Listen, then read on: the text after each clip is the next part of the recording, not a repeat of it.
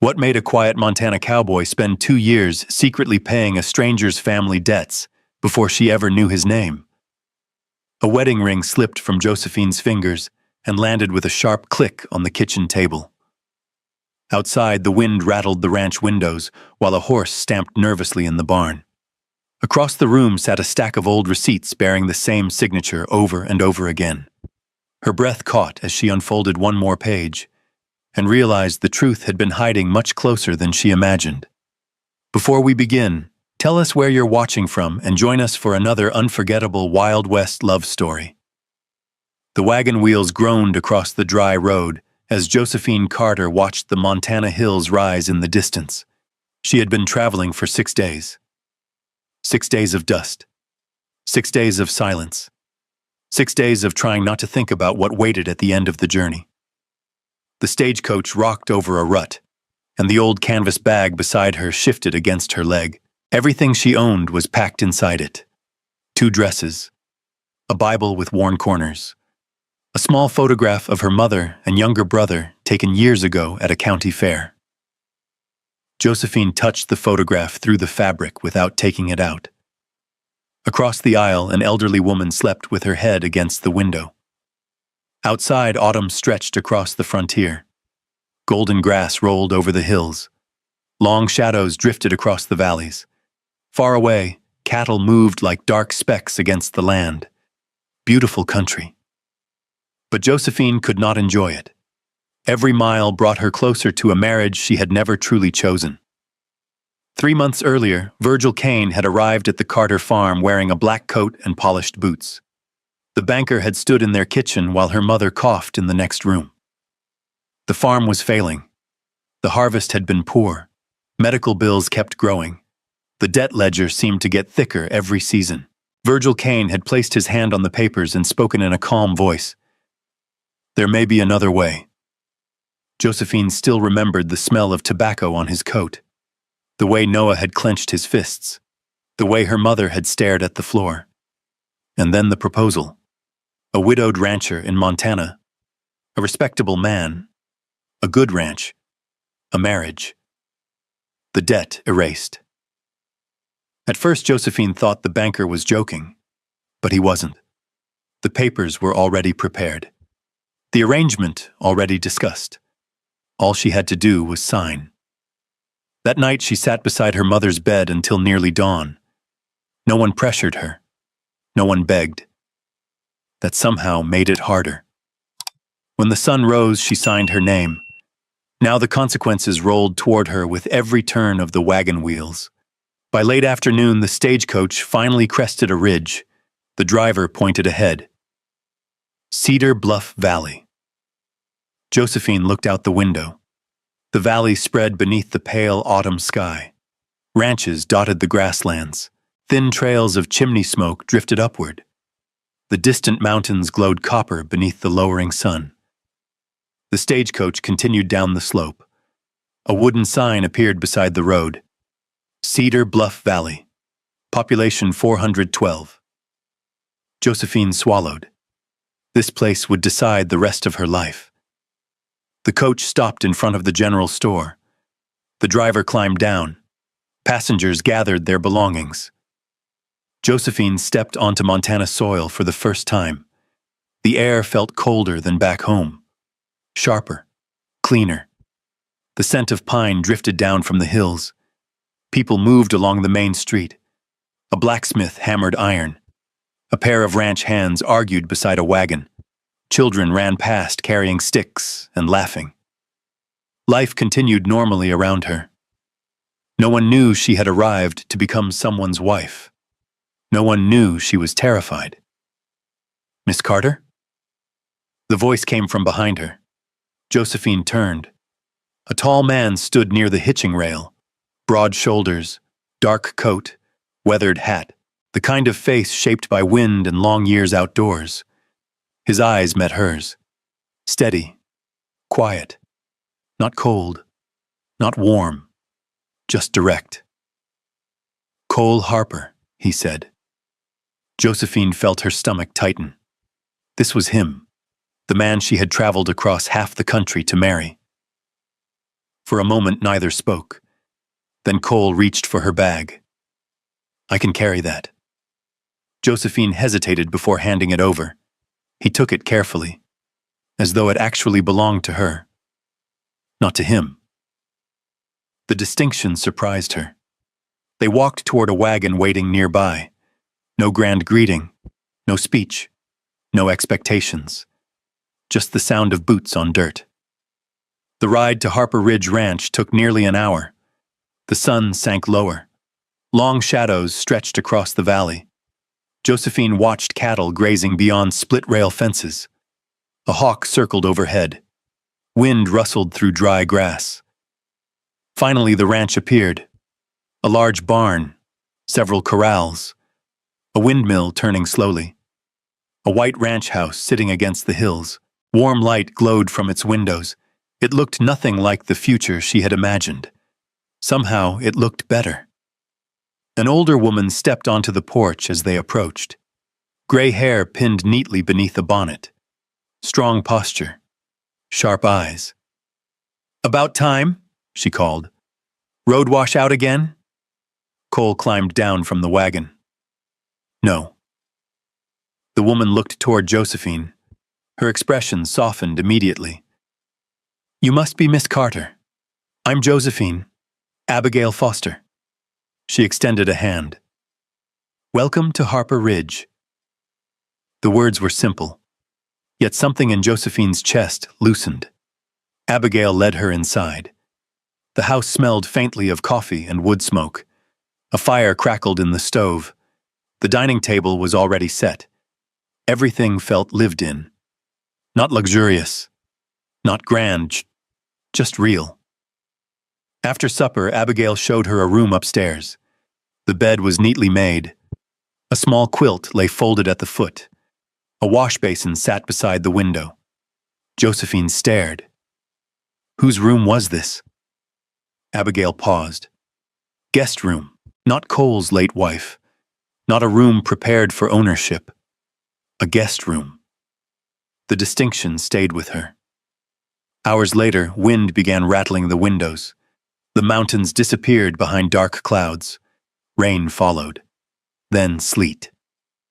The storm arrived fast. By nightfall, the entire valley seemed wrapped in noise. Josephine couldn't sleep. She finally pulled on her coat and went downstairs. A lantern glowed near the kitchen. She stepped outside onto the porch. The cold hit immediately. Somewhere beyond the barn came the sound of frightened horses. Then another sound. A gate slamming. Cole crossed the yard carrying a lantern. He moved toward the horse barn through rain and darkness.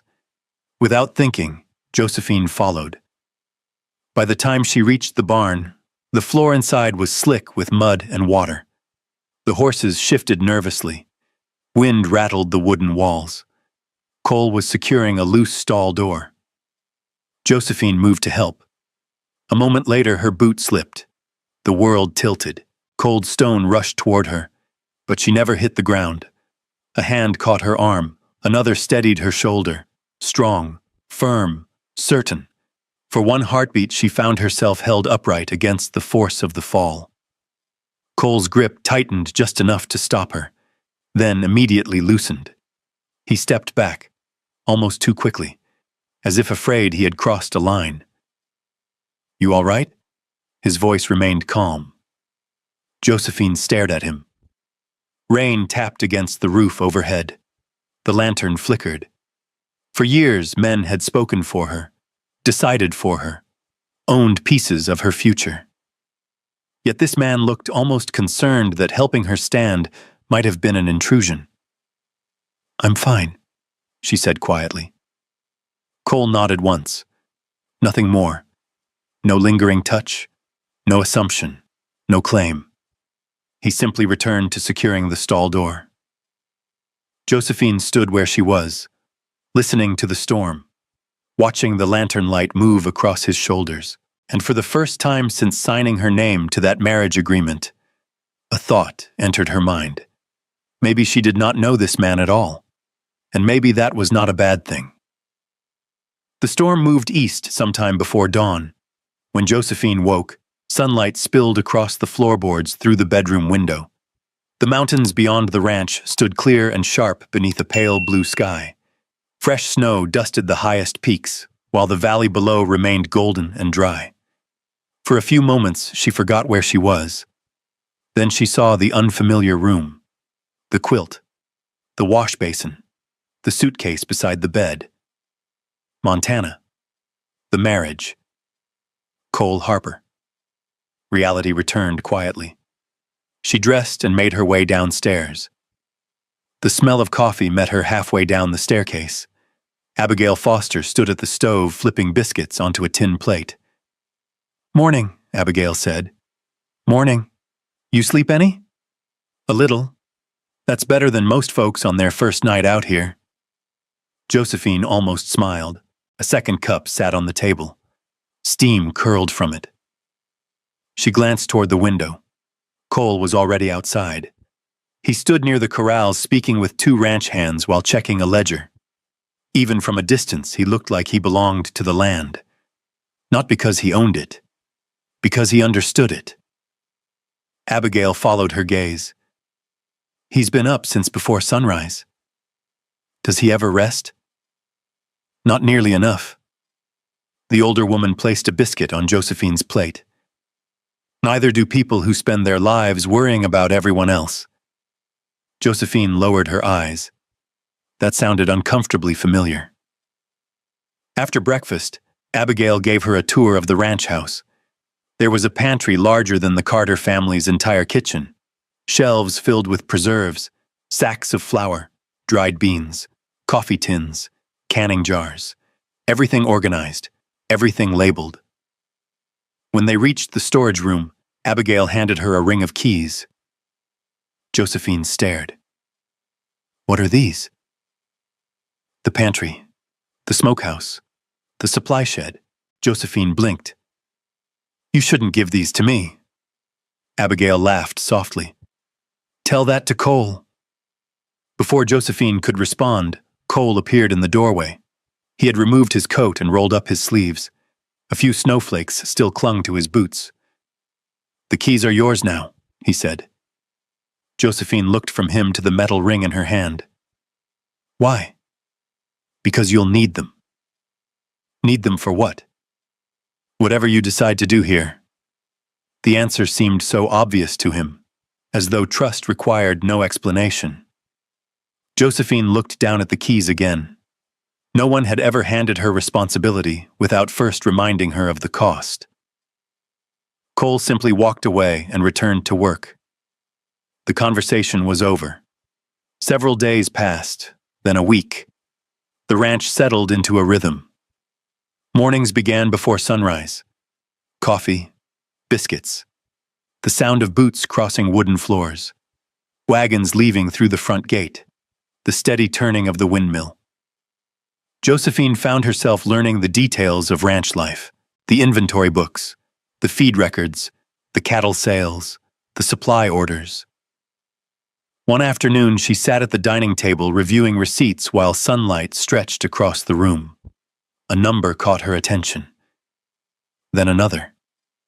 She frowned. The purchase agreement for a cattle shipment didn't match the payment record. Someone had miscalculated the figures, not by much, but enough. Josephine checked again, then a third time.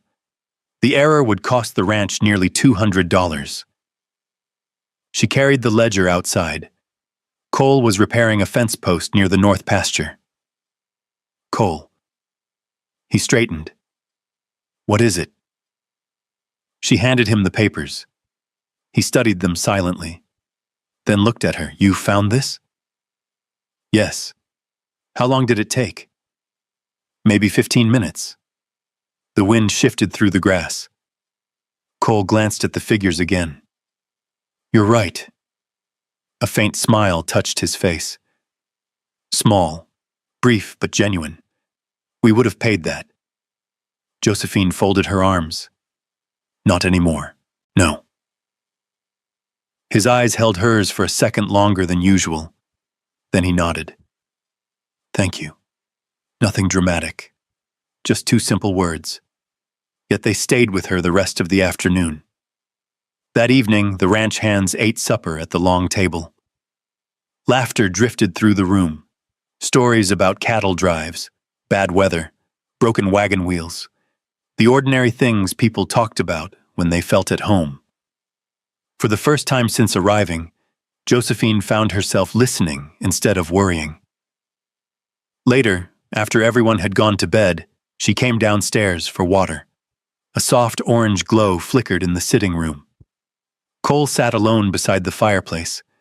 A coffee cup rested in his hands. He wasn't reading, wasn't writing, just watching the fire. Josephine hesitated, then stepped inside. Neither spoke at first. The logs crackled. Wind brushed softly against the windows. After a while, Cole looked toward the flames. "My wife liked autumn." The words arrived unexpectedly. Josephine remained quiet. "Heather always said the valley looked honest this time of year." His voice stayed calm, not broken, not dramatic, just careful. "She passed 7 years ago." The room grew still. Cole stared into the fire, as if he could still see something there. Josephine didn't know what to say. No speech seemed right. No comfort seemed big enough. So she stood, walked to the kitchen, returned with fresh coffee, then quietly placed the cup beside him. Nothing more. No apology, no sympathy, no questions, just warmth.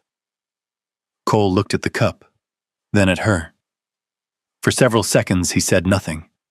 His fingers closed around the handle. "Thank you." The fire popped softly. Outside, darkness settled across Harper Ridge Ranch. Something shifted between them. Not romance, not yet. Something quieter.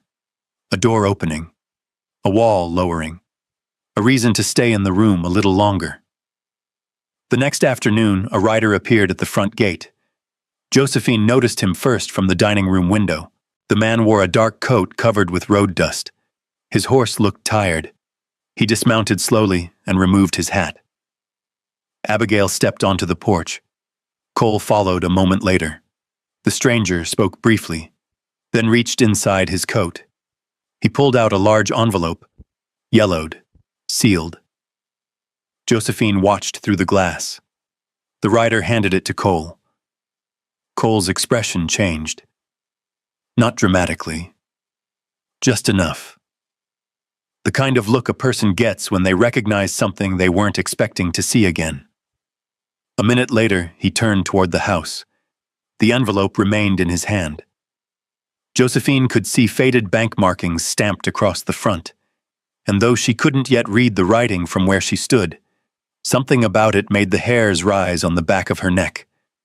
Because whatever was inside that envelope, it had come from a place she thought she had left behind. And somehow, it had just found its way to Montana. The envelope sat on the dining room table all through supper. Cole never opened it. Not while Abigail served stew. Not while the ranch hands drifted in and out of the kitchen. Not while darkness settled over the valley. Josephine noticed it every time she looked up. The faded bank stamp. The familiar style of handwriting. The thin crack along one corner where age had weakened the paper. By the time the dishes were cleared away, she could no longer ignore it. "Is it from Virginia?" she asked quietly. Cole looked at the envelope, then at her. "Yes." The answer was simple, but something in his expression had changed, a caution she had not seen before. "Do you know what's inside?" "I have an idea." He finally broke the seal. The room fell silent except for the ticking clock near the stove. Cole unfolded several documents. His eyes moved slowly across the pages. The longer he read, the more distant he seemed. Abigail stopped knitting. "What is it?" Cole handed the papers across the table. The older woman adjusted her glasses. A moment later, her mouth tightened. Josephine's stomach dropped. "What happened?" Neither answered immediately. That frightened her more than any bad news. Finally, Cole slid the papers toward her. She read them once, then again. The numbers refused to make sense. The debt listed against the Carter farm was nearly 3 times larger than the amount she remembered from the original ledger. Interest charges had been added. Additional fees appeared. Several entries carried dates that seemed wrong. A cold feeling settled into her chest. This isn't right. No, Cole said. It isn't. For the next hour, Josephine sat beneath the lamp studying every page. The same careful habit that helped her catch mistakes in ranch accounts now turned against the documents in front of her. Line by line, date by date, signature by signature. The more she read, the worse it became. The figures had been altered, not accidentally, deliberately. Someone had built an impossible debt. Someone had made certain the Carter family could never escape it.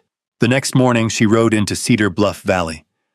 The bank stood at the end of Main Street, a brick building with polished windows and a brass sign. Virgil Kane greeted her personally. His smile appeared before she even reached his office. Mrs. Harper? The title sounded strange coming from him. Josephine remained standing. You altered those records. His smile barely moved. I don't know what you're talking about. The numbers don't match. Accounting errors happen. Not that many. For a brief moment, neither looked away. Then Virgil leaned back in his chair. The smile remained, but warmth disappeared from his eyes. Your family owed money. We did. You were given a solution. Josephine felt her jaw tighten. Outside, a wagon rattled past the bank window. The sound seemed very far away. When she left the building, the autumn wind felt colder than before. That night, she barely slept. Questions circled endlessly. Why had Virgil done it? How much did he know? How much did Cole know? The last question lingered longest. A week later, another problem appeared. One of the north pasture fences had been cut. Not broken. Cut. Several cattle wandered onto neighboring land. The ranch hands spent half a day gathering them. 2 nights after that, someone opened a gate near the lower grazing field. More cattle scattered. Nobody could prove who had done it. Then a hay storage shed caught fire. The damage wasn't catastrophic. Most of the feed was saved. Still, the timing felt wrong. 3 incidents, 3 weeks, too many to ignore. Whispers began spreading through town. Josephine heard them in the mercantile, at the post office, outside the church on Sunday morning. People lowered their voices when she approached. Not hostile, just curious. Curiosity could be just as lonely. One afternoon, she walked into Cole's office carrying a stack of invoices. He wasn't there. A map lay open across the desk. Beside it sat correspondence tied with twine. Josephine had no intention of reading it, until a familiar name caught her eye. Virgil Kane. Her hand froze. The letter beneath it carried a date from several months before she arrived in Montana. Slowly, she untied the bundle. More letters, more dates, more references to meetings. Her pulse began pounding. Cole had known Virgil, known him before she ever stepped onto the stagecoach, known him before the marriage. The room seemed to shrink around her. Every memory suddenly looked different. Every kindness, every gesture, every moment of trust. Had it all been arranged? That evening, she waited on the porch until Cole returned from the western pasture. The setting sun painted the hills gold behind him. He saw her face and immediately knew something was wrong. What happened? Josephine held up the letters. His expression changed. Not guilt, not fear. Something harder to identify. You met with him? Yes. Before I came here? Yes. The answers came too quickly, too easily. Josephine felt something inside her crack. Why? Cole opened his mouth, then stopped. For the first time since she'd known him, he hesitated. The silence hurt more than any explanation. That night, she packed her suitcase. Just before dawn, she walked into the kitchen. The house stood quiet around her. Abigail's rocking chair sat empty near the stove. The coffee pot hadn't yet been placed on the fire. Josephine removed her wedding ring. She laid it gently on the center of the table. Beside it, she left no note. No accusation. No goodbye. Only the ring. By sunrise, she was riding east, back toward Virginia, back toward the questions that refused to leave her alone. 3 days later, Cole returned from checking a distant grazing camp. Dust covered his coat. Fatigue lined his face. He entered the kitchen, stopped, and stared at the ring resting exactly where she had left it. The room remained perfectly still. Abigail watched from the doorway. Cole picked up the ring, turned it once in his fingers, then slipped it into his pocket. He never said a word. He never saddled a horse. He never rode after her. And somehow that hurt more than if he had. A week later, Josephine reached her family's farm. The fields looked smaller than she remembered. The fences leaned more heavily. The house seemed older. Her mother embraced her tightly. Noah stood speechless on the porch. For a few days, she said little about Montana, little about Cole, little about anything. Then one rainy afternoon, while searching for old documents in a storage shed, Evelyn Carter pointed toward a rusted iron box hidden beneath a workbench. "Your father kept papers in there." Josephine brushed away dust and lifted the lid. Inside were receipts, dozens of them, neatly folded, carefully preserved. She pulled one free, then another, then another. Her breath caught. Every receipt carried the same signature: Cole Harper. And with each page she unfolded, the truth moved closer. Josephine sat beside the small window of her mother's kitchen, while rain tapped softly against the glass. The receipts covered the table. Some were faded. Some were stained by years of handling. Others looked almost new. She picked up the oldest one. A payment to Dr. Miller. Medicine for Evelyn Carter. Paid in full. The signature at the bottom was unmistakable: Cole Harper. Josephine reached for another. Then another. Feed purchased during a drought year. Paid in full. School fees for Noah. Paid in full. A replacement mule after one had died during harvest season. Paid in full. Always the same signature. Always the same name. For nearly 2 years. Her throat tightened. She looked toward her mother. Evelyn sat quietly in a rocking chair near the stove. The older woman had known. Of course she had known. "You never told me." Evelyn folded her hands in her lap. "He asked me not to." Josephine stared at her. "Why?" "Because he didn't want you feeling obligated." The answer landed harder than she expected.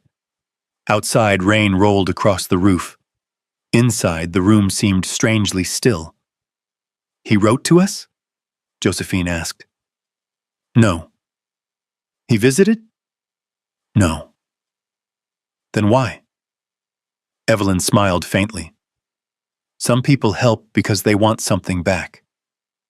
She looked toward the stack of receipts. "And some help because they can't stand watching others struggle." Josephine lowered her eyes. Memories returned one after another. The keys to the pantry, the trust, the coffee by the fire, the way he had stepped back after catching her in the barn, the way he never demanded anything, never even reminded her that she was his wife. She suddenly remembered the look on his face when she confronted him with Virgil Kane's letters. Not guilt, not fear, hurt. She hadn't understood it then. Now she did. 3 days later, she boarded a westbound stagecoach. The mountains seemed taller on the return journey. The roads rougher. The distance longer.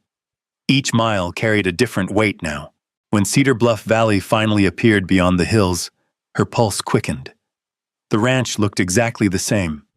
The windmill turning, the corrals stretching across the pasture, smoke rising from the chimney. Yet somehow everything felt different, as if she were arriving for the first time. Abigail opened the front door before Josephine reached the porch. For a second, neither woman spoke. Then Abigail wrapped her in a fierce embrace. "You took your sweet time." Josephine laughed softly despite herself. "I'm sorry, I know." The older woman stepped back. "He's in the south barn." Josephine nodded. The walk across the yard felt longer than any stagecoach ride. The afternoon sun hung low over the valley. Dust drifted through shafts of golden light. Inside the barn, the smell of leather and hay filled the air. Cole sat on a wooden stool repairing a saddle. A lantern hung nearby, even though daylight still filtered through the walls. He looked up when she entered, then froze. For several seconds, neither moved. The silence stretched between them. Not uncomfortable, not easy, just honest. Josephine stepped closer. Cole set the saddle aside. Still neither spoke. Finally, she held up one of the receipts. The paper trembled slightly in her hand. "Why didn't you tell me?" His eyes moved from the receipt to her face. The answer came quietly. "Because I wanted you to stay only if you wanted to. Nothing more. No defense, no explanation. No attempt to make himself look noble. Just the truth." Josephine looked away. Toward the open barn doors. Toward the mountains beyond. Toward everything she had nearly walked away from. "I thought you were part of it." "I know, you should have told me." "Maybe." The corners of his mouth moved slightly. "But then you might have felt trapped." The words settled gently between them. Josephine remembered the day she signed the marriage papers. The feeling of being cornered. The feeling of having no choice. Cole had spent 2 years trying not to become another person making decisions for her, and she had mistaken that silence for deception. A horse shifted in its stall. Leather creaked softly. The moment remained unfinished. Yet somehow it was enough. That evening, Samuel Briggs arrived at the ranch. The local attorney carried a thick leather case beneath one arm. His horse was lathered from hard riding. Whatever brought him here could not wait.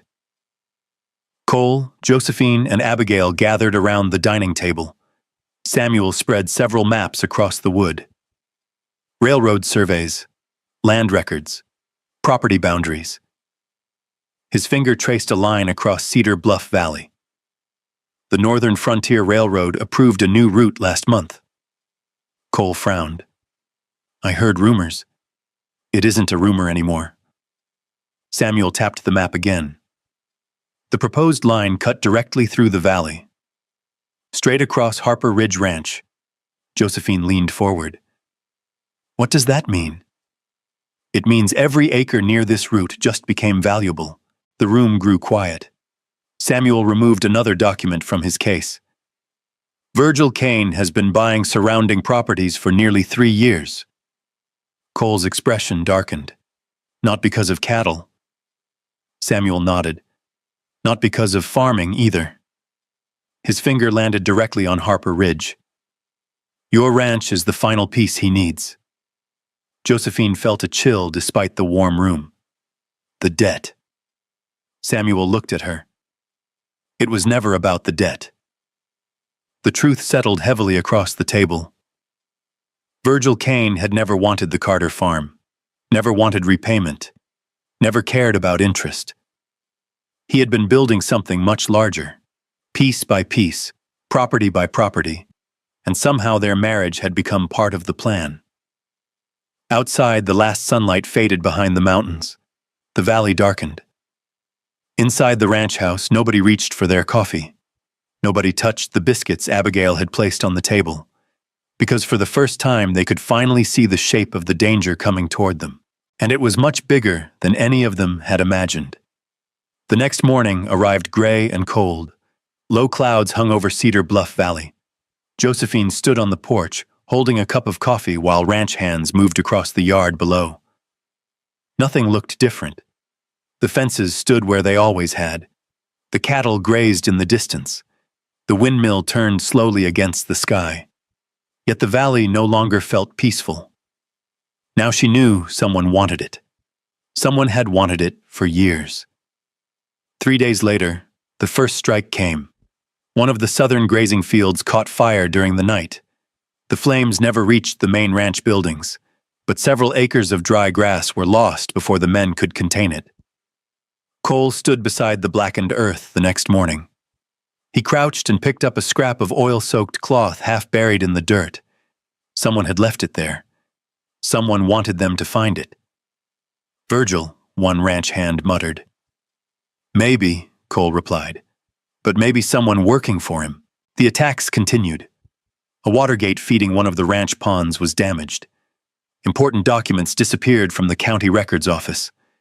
Then a survey map surfaced claiming part of Harper Ridge Ranch belonged to another property owner. Each problem alone could have been explained away. Together they formed a pattern. Josephine saw it clearly, the same way she once saw the false numbers hidden inside the debt records. One evening she spread dozens of old receipts, bank ledgers, letters, and payment notices across the dining room table. Abigail brought coffee. Samuel Briggs arrived with additional county documents. Even Sheriff Owen Mercer joined them after sunset. For hours they compared dates, signatures, property transfers, loans, land purchases. The pieces slowly came together. Near midnight, Josephine found it. A series of transactions hidden across several years. Virgil Kane had used different company names to purchase neighboring ranches. Different signatures, different paperwork, but always the same destination. Always connected back to him. Samuel leaned over the table. A slow smile crossed his face. "That's it." Josephine looked up. Samuel tapped the records. "That's what we've been missing." For the first time in weeks, hope entered the room. 2 days later, the county hearing took place. Ranchers packed the courthouse. Farmers filled the back rows.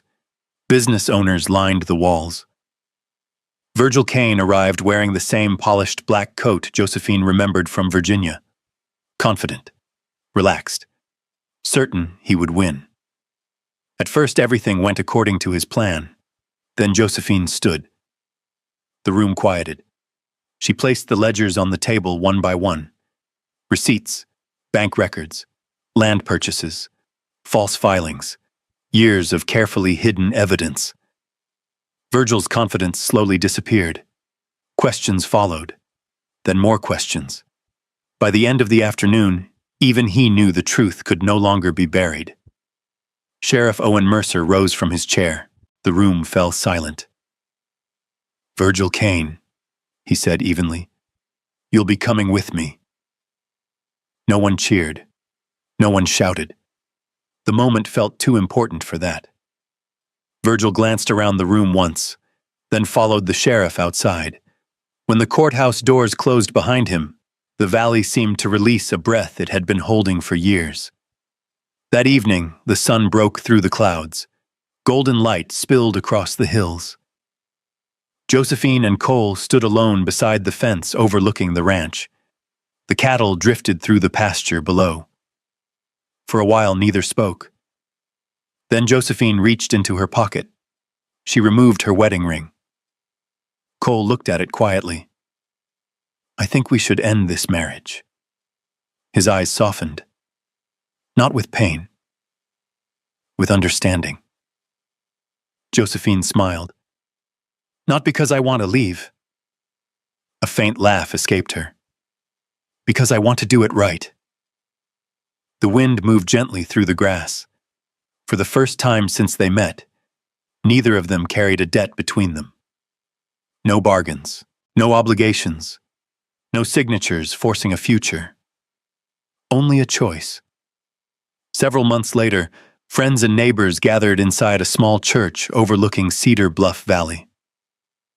Sunlight streamed through the windows. Abigail cried before the ceremony even began. Samuel pretended not to notice.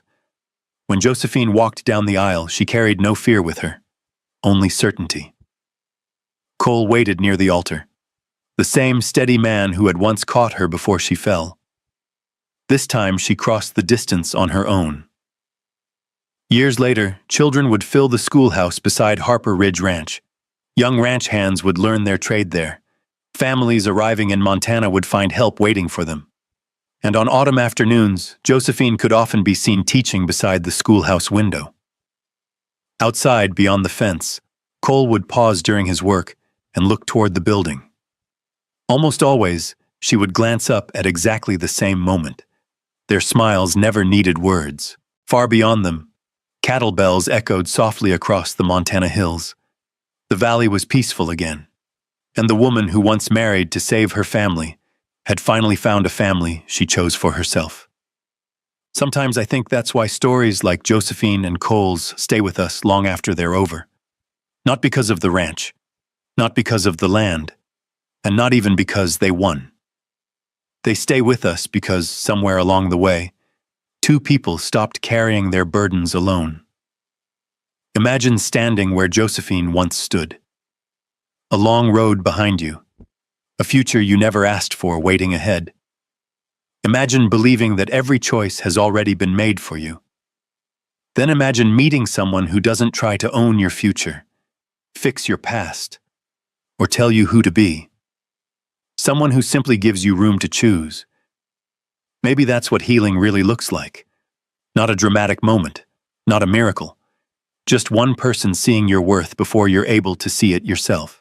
And maybe that's what love is too. Not being rescued, not being saved, but being known. The kind of love that stays through misunderstandings, hard seasons, and long silences. The kind that quietly says, "I'm still here. I'd love to hear your thoughts." If you were Josephine, would you have returned to Harper Ridge Ranch after learning the truth? And if this story found a place in your heart, I hope you'll stay a little longer. There are many more journeys waiting beyond the next trail. Stories of second chances, unexpected courage, and people who discover that home can appear where they least expect it. Until next time, take care of yourself and keep a place open for hope.